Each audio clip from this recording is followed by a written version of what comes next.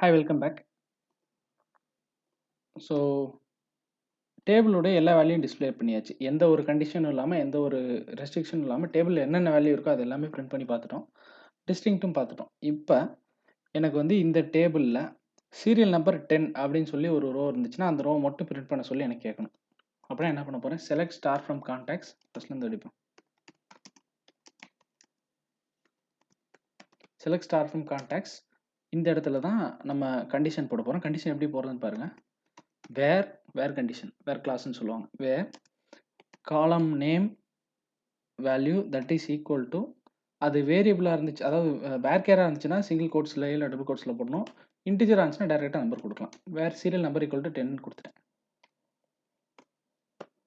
Print ஆயிடுச்சு.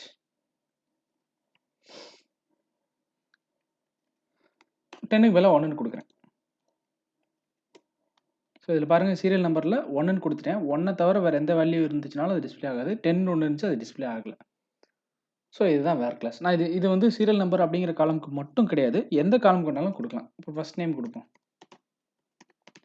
First name equal to இது வேர் கேருங்கிறனால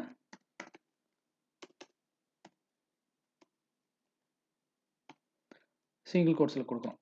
எல்லா வேல்யூவும் டிஸ்பிளே ஆகும். பிகாஸ் எல்லா ஃபர்ஸ்ட் நேமும் ஏபிசிடி தான் கொடுத்துருக்கோம். நம்ம மாற்றி கொடுத்துருந்தோம்னா இல்லை ஒரு வேல்யூ மட்டும் நம்ம என்ன பண்ணுறோம், ஏபின்னு கொடுத்து வைக்கிறோம். இப்போ இதை ரன் பண்ணால் இந்த இஎஃப்ஜிஹெச் 1111 ஏபி அப்படிங்கிறது டிஸ்பிளே ஆகாது. ஏன்னா ஃபர்ஸ்ட் நேம் ஏபிசிடி இருந்தால் மட்டும் டிஸ்பிளே ஆக சொல்லி கேட்டிருக்கோம். அது போயிடுச்சு பாருங்கள். இப்போ ஃபர்ஸ்ட் நேம் ஏபின்னு மட்டும் போட்டு பார்ப்போம் என்ன ஆகுதுன்னு.